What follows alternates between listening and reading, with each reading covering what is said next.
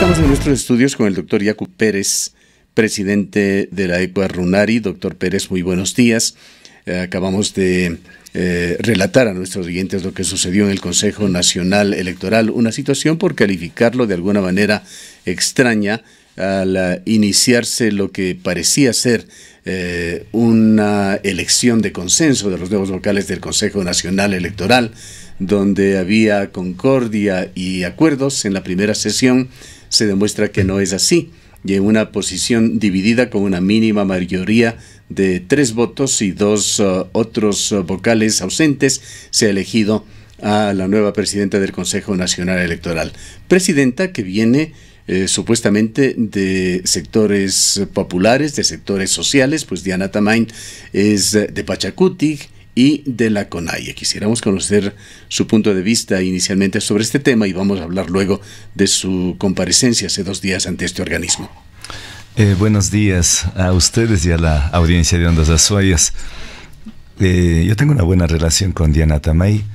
Eso no significa que se indica que es representante de la CONAIE. La ECUA RUNARI jamás ha sido consultada para que ella pueda ser nuestra representante. Ella, entendemos, fue de subsecretaria de Alianza País, luego del Partido Socialista, y bueno, ahora no sé exactamente en qué movimiento está militando. De todas maneras, recién nos enteramos de que ella fue ayer designada presidenta. También nos sorprendió que el día de antes de ayer no acudió a la sesión a la última sesión del Consejo Nacional Electoral, en donde este organismo tomó la decisión de convocar a consulta popular para decidir el futuro de Quimsacocha. Lo hizo con mucha... ¿Lo ve con suspicacia usted esto? Sin duda. Y eso fue precisamente lo que se escuchó en los corrillos, porque además casi que terminan votando y decidiendo por la pregunta que formula el señor Glass con los promineros. Y ya se leyó el informe en el que se indica: ¿está usted de acuerdo que haya explotación minera en Quimsacocha y que quede el 60% de regalías para vamos a hablar de esto.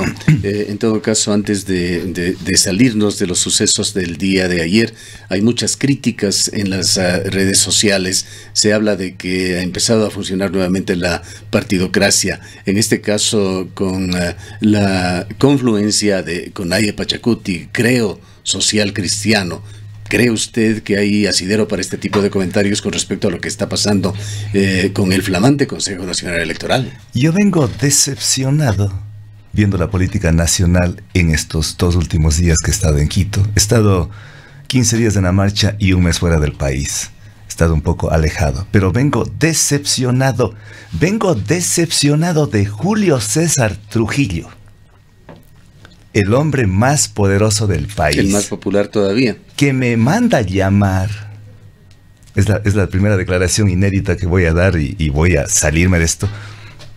Que me manda llamar para aconsejarme que no se divida el movimiento indígena, cuando minutos antes encuentran gente de Quito, de todas partes, que está angustiado, desesperado e indignado, porque estamos simplemente llegando a la vieja partidocracia y a la dictadura de Correa. No va a cambiar nada en el país. ¿Qué le lleva a semejante conclusión? Me lleva a la conclusión que los que están manejando el país este momento, yo voy a decir en términos musicales, quien dirige la orquesta este rato es Jaime Nebot.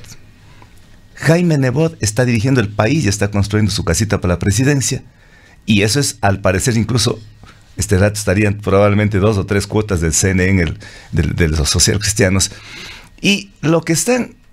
¿Quién es el solista, podríamos decir, este rato?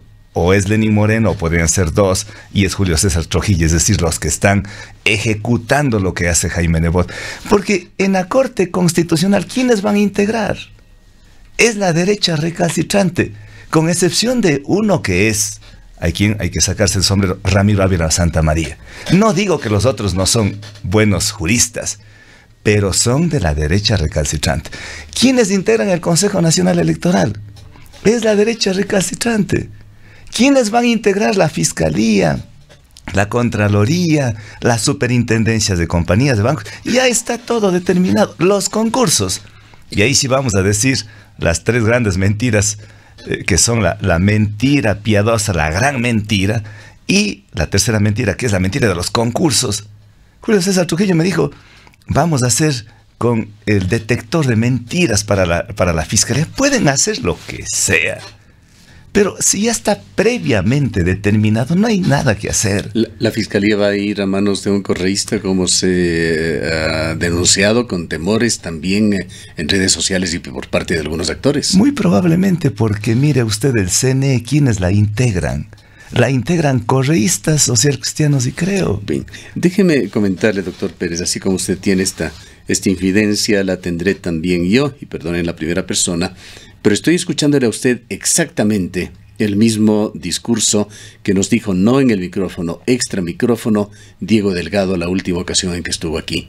Diego, usted lo conoce, tiene muy poca fe en la política ecuatoriana, una visión cataclísmica de lo que está sucediendo, y le escuchamos decir, pero exactamente lo que usted señala, de que venía el momento en que se tomaban el Consejo Nacional Electoral. Nos dio incluso no sé si 3 o 4 de los nombres de quienes iban a conformar el nuevo Consejo Nacional Electoral, y acertó en todos ellos. Efectivamente, creo que Diego Delgado está bien informado, y en Quito, a diferencia de Cuenca, la gente es muy politizada. Con el taxista que se conversa, con el busero, con todo el mundo conoce y sabe algo de política, y no solamente es la suspicacia, sino hay elementos que le llevan a determinadas conclusiones. Y Diego vive en Quito. Él se pasa más en Quito, entonces conoce la realidad, y estamos viendo ahí en los corrillos, se conoce, y es eso lo que está pasando. Es decir, la conclusión mía es que no va a cambiar nada, vuelven a tomar la oligarquía tradicional, los mismos de siempre. Una pena gigante que Julio César Trujillo comenzó tan bien, y creo que hay que reconocer lo que hizo, pero va a terminar secuestrado por los mismos de siempre. ¿Cuáles serían los pecados de Julio César Trujillo? Si puede señalarlos puntualmente, porque él realmente ha hecho noticia, ha ganado simpatía, es posiblemente el político más reconocido, incluso más popular del país al momento. Pero usted, que está metido en la olla, diríamos, donde las papas están calientes, donde se viven los problemas de la política, ¿cuáles son las razones por las que usted ha acumulado estas visiones negativas sobre Trujillo al punto de descalificarlo? Por ejemplo, tal vez podríamos, y yo fui frontal porque tuvimos una reunión de casi una hora antes de ayer con el doctor Julio César Trujillo, pero ¿quién hizo todo el esfuerzo? ¿Contra quién Correa lanzó toda su artillería? Fue contra el movimiento indígena, la izquierda, el sindicalismo, los sectores sociales, que fuimos los que más sufrimos los golpes de la dictadura de Correa. ¿Y acaso estos sectores están siendo incorporados en la construcción del Estado plurinacional? No, no hay gente de izquierda, no hay gente del movimiento indígena, no hay gente de los ecologistas, no hay gente de los defensores de derechos humanos. ¿Quiénes van Diana Tamain no es de los movimientos indígenas? No sé hasta qué punto podría representarnos en realidad. Una de las conclusiones que también estoy llegando es que Confucio tenía tanta razón hace 2300 años cuando se decía: si quieres conocerle al hombre, dadle poder. La gente con el poder se marea, se embriaga, se endroga y pierde la noción por completo. O sea, se desconecta de las bases, y yo no me siento representado. O sea, no hay. Usted, concretamente, hablemos sobre dos personajes que son absolutamente gravitantes en la política ecuatoriana. Julio César Trujillo y Lenín Moreno. Julio César Trujillo, todos lo conocemos, se inició como un político conservador, estuvo luego en la democracia cristiana, democracia popular, luego pasó a los movimientos indígenas y hoy se convirtió en el actor más importante de un cambio que tenía que darse entre el correísmo y el leninismo.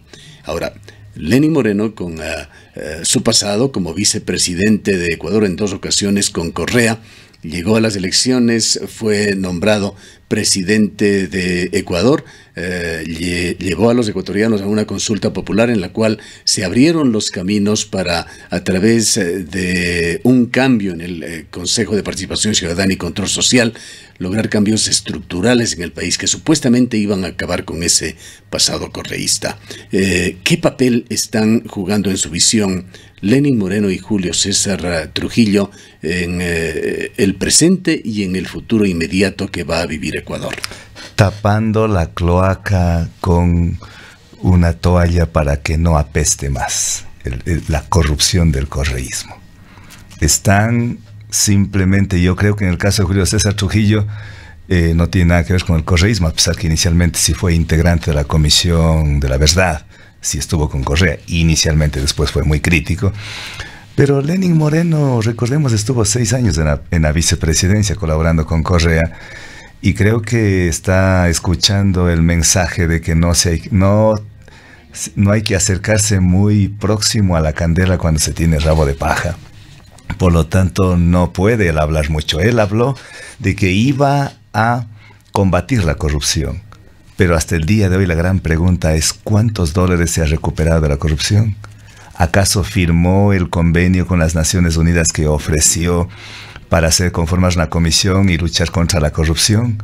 Y que hay tratados internacionales del Tratado contra la Corrupción. Es decir, hay sustento jurídico y de legitimidad, porque los ecuatorianos estamos cansados. Y usted escucha en Quito, sobre todo, la gente dice que es exactamente igual. La corrupción campea. Me ofrecieron mandar documentos de lo que está pasando en el IES, en los ministerios.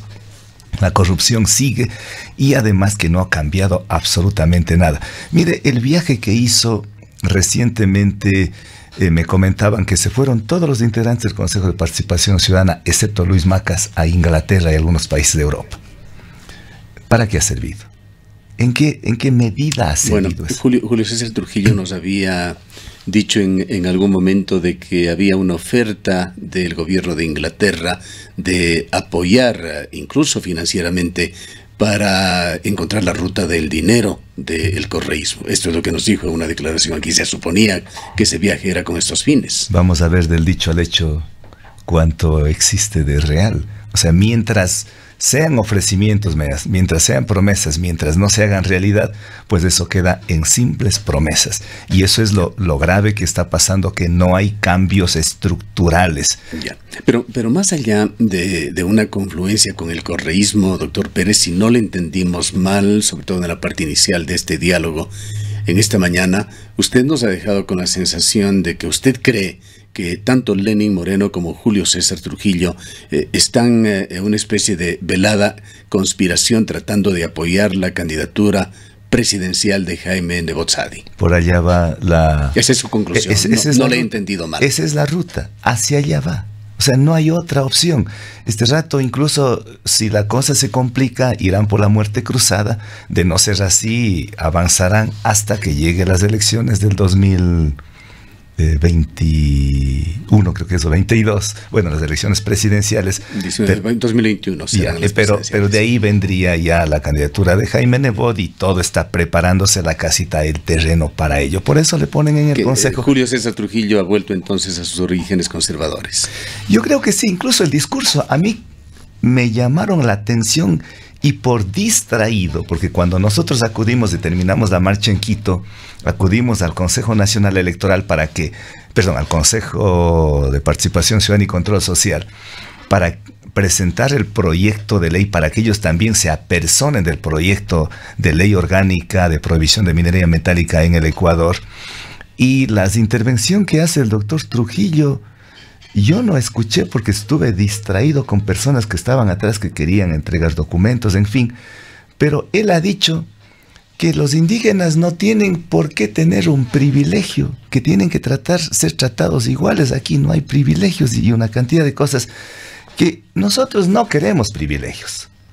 Pero hay que tratar de iguales entre iguales y desiguales entre desiguales. Y eso le manifesté porque la gente me dijo, ¿y por qué tú no le reclamaste después? Pero tuve la oportunidad para reclamar en esta reunión, que ¿por qué nos trata así de esa manera? Nosotros somos el sector más excluido, que no estamos buscando carguitos públicos, que no estamos buscando puestos burocráticos, que no estamos pidiendo incremento de sueldos. Lo único que queremos es que nos dejen en paz en nuestros territorios, que no haya extractivismo minero y que haya fuentes de agua y que nosotros somos los que damos incluso de tomar agua pura a las urbes. Para no salirnos de cauce, doctor Pérez, ¿y qué nos puede decir de Lenín Moreno? Él tiene sus orígenes en el movimiento de izquierda revolucionario y hasta el día de hoy se muestra en su discurso, más que en la práctica, por supuesto, como un hombre de la izquierda latinoamericana. Bueno, ¿Cómo es que estaría apoyando a la candidatura de Jaime Nebot? Qué confuso es la política ecuatoriana y cómo nos confunden, y algunos me han dicho a mí que hasta es más peligroso Lenín Moreno que Correa, aunque a mí me cueste creer eso. Pero es la confusión porque este rato están alineándose toda la derecha hacia Nebot, pero además no sabemos hacia dónde vamos. No hay el norte en el gobierno de Lenín Moreno. No sabemos cuál es el horizonte. Es un salto. Es un gobierno de indefinición. Es un salto al vacío. Es un agujero negro que no sabemos hacia dónde va. Y Lenín Moreno, si bien ha nacido tiene sus orígenes de izquierda, pero este rato, ¿quién está manejando? Reiteramos, es Nebot, y tiene, por ejemplo, ahí, a mí me han dicho que quieren conversar en la marcha, porque nosotros hemos dicho, la marcha, al final había el ofrecimiento que Lenín Moreno nos reciba. Claro, estuvo en Guatemala, no llegó. Decían, pero no importa, él no está. Pero maneje con quién maneja los hilos del poder. ¿Y quién es el que maneja los hilos del poder? Santiago Cuesta. Santiago Cuesta proviene del sector empresarial de Guayaquil. Personaje más bien un tanto oscuro de este régimen. Así es, entonces han dicho que dijimos, no hace falta. Nosotros si hablamos ante a vista y paciencia del público, nada en secreto, nada por debajo de la mesa, todo transparente. Ya son usted y Diego Delgado quienes nos dan nuevamente esta visión bastante lamentable de hacia dónde vamos en materia política ecuatoriana. Vamos a ver si en los próximos días lo que usted y Diego Delgado señalan efectivamente se consuma. Al doctor Trujillo le manifesté, quizás con eso podemos concluir esta primera parte. Le dije que el mejor juez es el tiempo. Tarda, pero al final da el veredicto certero. Y le dije, tan bien que usted comenzó con tanta legitimidad, y si usted no deja sentado una impronta de cambios estructurales de la institución, simplemente será una triste y lamentable paso por este consejo, que además es muy contradictorio. Él está pidiendo que desaparezca el consejo, que nosotros también estamos muy de acuerdo en que desaparezca esta institución más prostituida que fue en el tiempo de Correa, el Consejo de Participación Ciudadana y Control Social. Así es. Que Lenín Moreno no lo quiso desaparecer. Que no la quiso desaparecer, pero está ahí.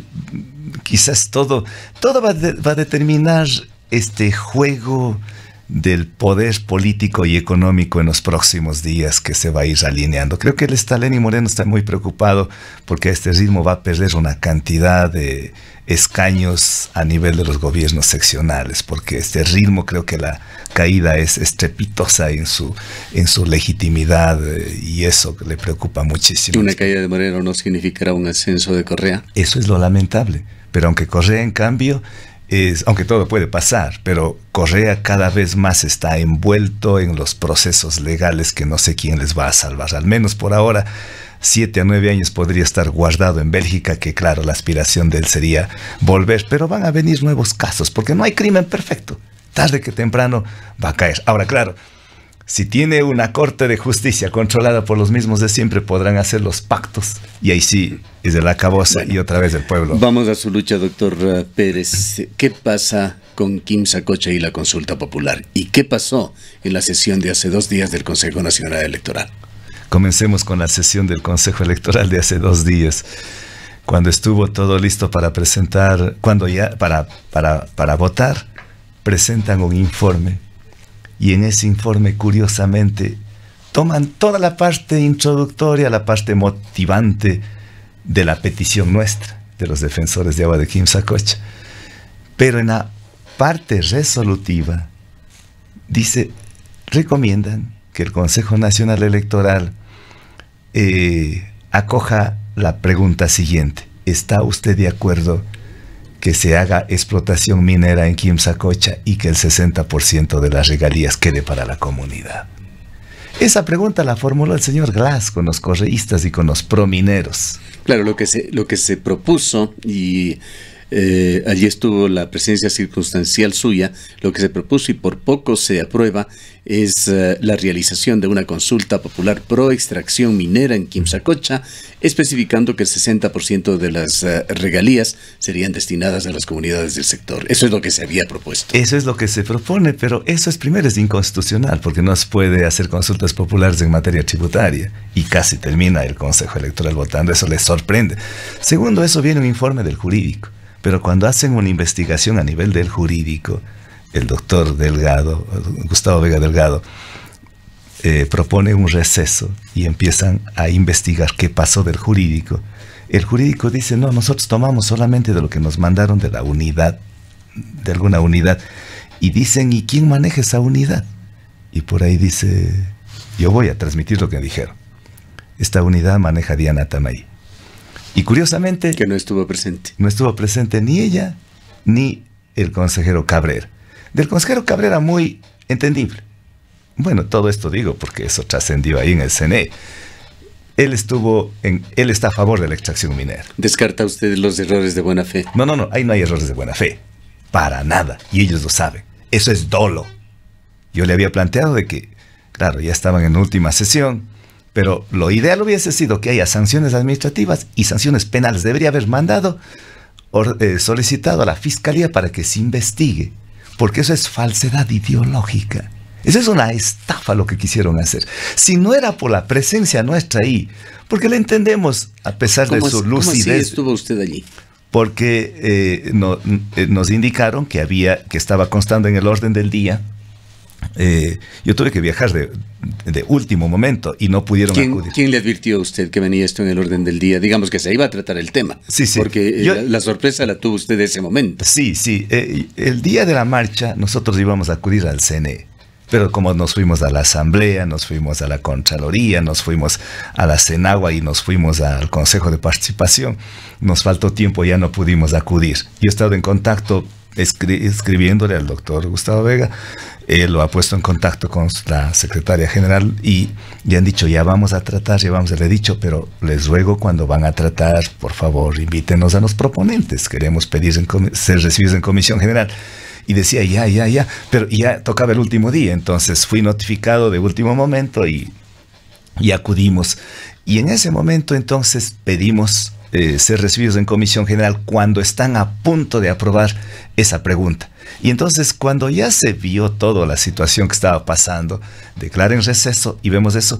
Y le decía que esto, los mismos vocales que estaban ahí, el vocal, el consejero Alberto Molina, a pesar que es una persona de derecha, pero muy respetable, por cierto, y uno no por ser de derecha, uno puede descalificar, tienen criterios muy solventes, pero en la conclusión dijo, ya me voy de aquí, por fin no voy a ver la corrupción en supremo grado que ha habido aquí en el CNE, y ya me voy, y vean, este es una más de las pruebas de que el correísmo está tan vivo que casi nos sorprenden con esta resolución que iban a adoptar. Gustavo Vega de alguna manera justificó la situación en que habían estado abrumados de trabajo, dijo algo así como que en varios días yo creo que no habían dormido. Eso es verdad, absolutamente cierto. Pero ellos, los consejeros, no los que estaban haciendo los informes. Los que estaban haciendo los informes estaban haciendo exprofesamente. ¿Cuál fue la salida en todo caso? La salida. ¿Y cómo se corrigió? Se corrigió. Después del receso había que hacer el informe nuevamente. Tuvieron que hacer una suspensión del punto, trataron otros temas y finalmente vino un informe jurídico, el que habíamos propuesto y que además... Dentro de la misma sesión. Dentro de la misma sesión, porque el artículo 105 de la Ley Orgánica de Garantías Jurisdiccionales y Control Constitucional es clarísimo. Si en 20 días término la Corte Constitucional no se pronuncia, el Consejo Nacional Electoral deberá convocar a elecciones o a convocar el tema de la consulta popular. Eso tenía que aprobar el CNE hace años, porque recordemos que esto propusimos en el 2012. Han tenido que pasar 6 años para que dé una decisión. Y si no era por el doctor Gustavo Vega Delgado, por el coronel, los 3 vocales y Camila Moreno, que conforman los 3, excepto los otros 2, simplemente eso seguía, porque había el gran debate, la gran discusión. Bueno, volvamos a la Corte Constitucional.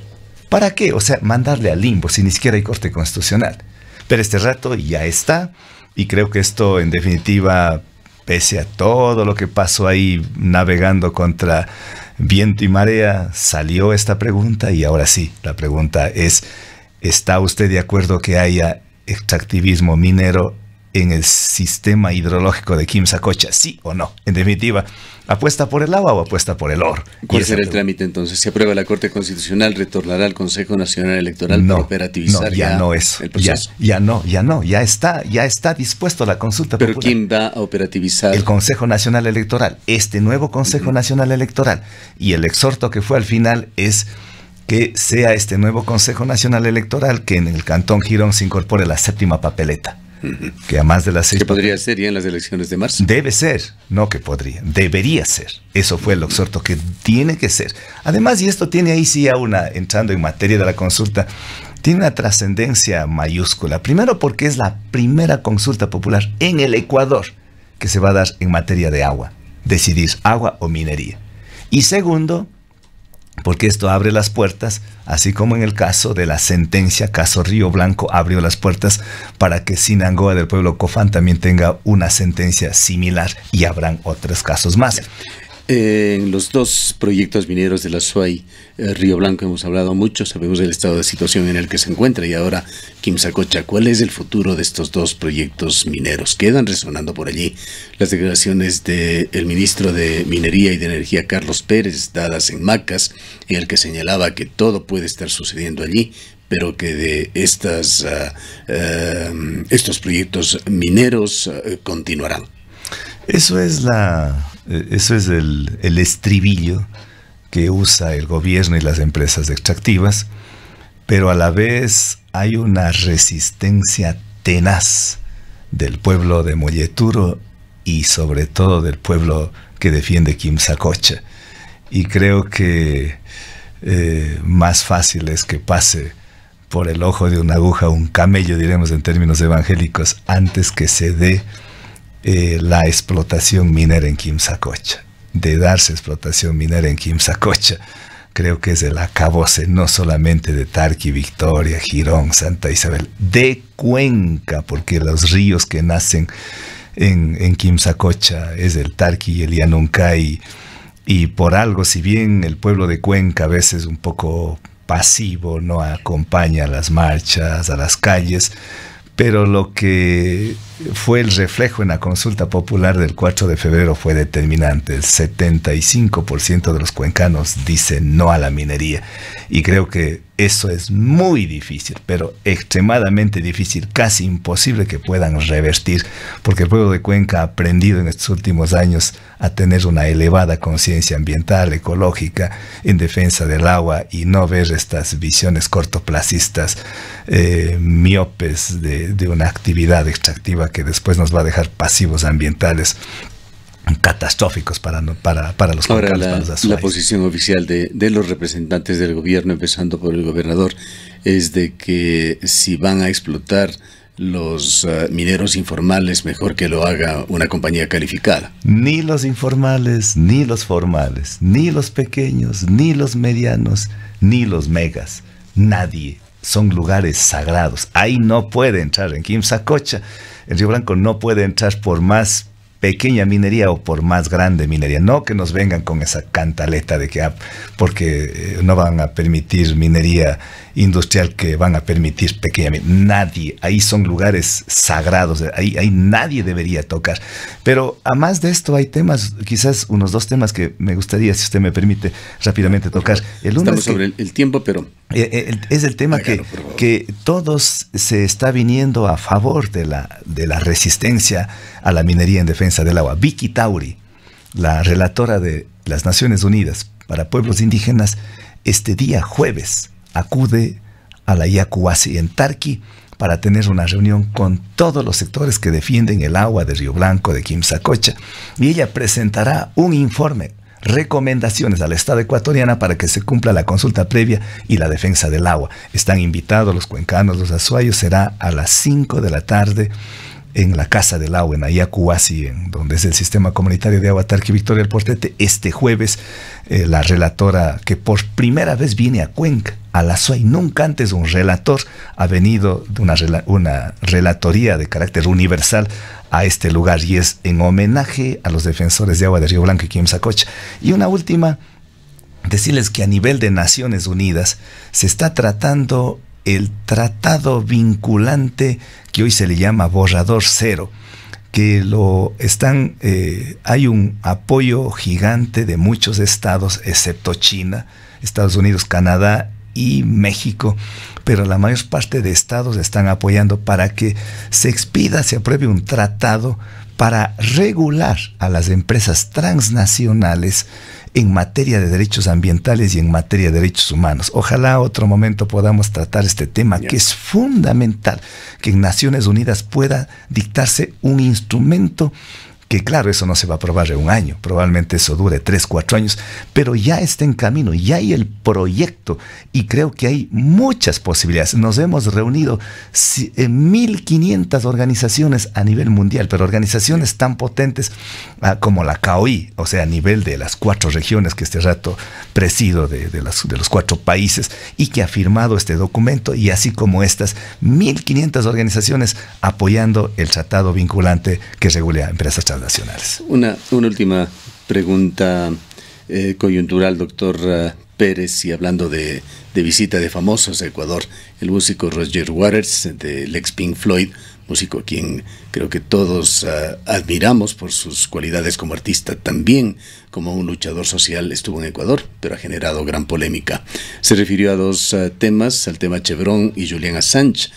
Vino supuestamente para apoyar a los habitantes del oriente ecuatoriano en su aspiración de una indemnización de la petrolera, pero por allí surgió también en las redes sociales una declaración a la cual se le ha dado asidero en el sentido que él estaría cobrando, que habría firmado un contrato para beneficiarse en $10 millones ante la eventual indemnización de Chevron Texaco a los habitantes del oriente ecuatoriano. No lo podemos certificar, pero esto es lo que se ha dicho. Y por otra parte tuvo declaraciones con respecto a Julian Assange, que de por sí es un tema polémico. Su punto de vista. Precisamente para evitar estos actos de corrupción o suspicacia que se están dando y la burla de Chevron Texaco en la justicia ecuatoriana, es la expedición de este tratado internacional, que ya la justicia debería ser extraterritorial, 1. 2, no deberían presentar pruebas quiénes son los afectados, sino quienes causaron las afecciones, tanto a nivel de derechos humanos, de derechos ambientales. Creo que es importantísimo, y creo que la presencia de estos famosos lo que hacen es elevar la lucha que están viviendo los hermanos. Por lo menos catalizan el debate. ¿Tiene usted un criterio propio sobre Roger Waters? Mi admiración como integrante de esta banda famosa, pero no le he seguido, le confieso que sería un deshonesto intelectual de conocer todo su trayectoria en materia política. Sí, más me refería a estos temas polémicos que él ha traído. Polémico por todo lo que se dice. Bueno, sí, de Chevron, creo que Chevron es una de las peores empresas que en el mundo, no solamente en el Ecuador. Lástima que el gobierno de Correa estuvo haciéndole el juego a Chevron, solo que ante la faz pública pública parecía como el legítimo contradictor. No es así. Ahí hablaron con algunos de los afectados para impedir el embargo de los bienes de Chevron. Ahí Correa tiene mucha responsabilidad. Y en el caso de Julián Assange, creo que lindo defender a un periodista, a la libertad de expresión, pero también una libertad de expresión entre comillas, y sobre todo cuando de por medio hay delitos que se ha cometido, creo que ahí se raya con todo lo que es la libertad de expresión. Ojalá la justicia internacional pueda algún rato, solamente es cuestión de tiempo, vamos a llegar a la verdad de los hechos, y ahí sí ya estarnos en calma para no este rato estarnos con criterios divididos a favor y en contra. Gracias por su presencia, el doctor Yacu Pérez, presidente de la ECUA Runari. En el tema Quimsacocha, lo más importante que nos ha señalado el doctor Pérez es que la ruta está abierta y que muy probablemente así debería darse. En el mes de marzo se propondrá esta consulta popular a los habitantes de la zona aledaña de Quimsacocha, Cantón Girón y otros.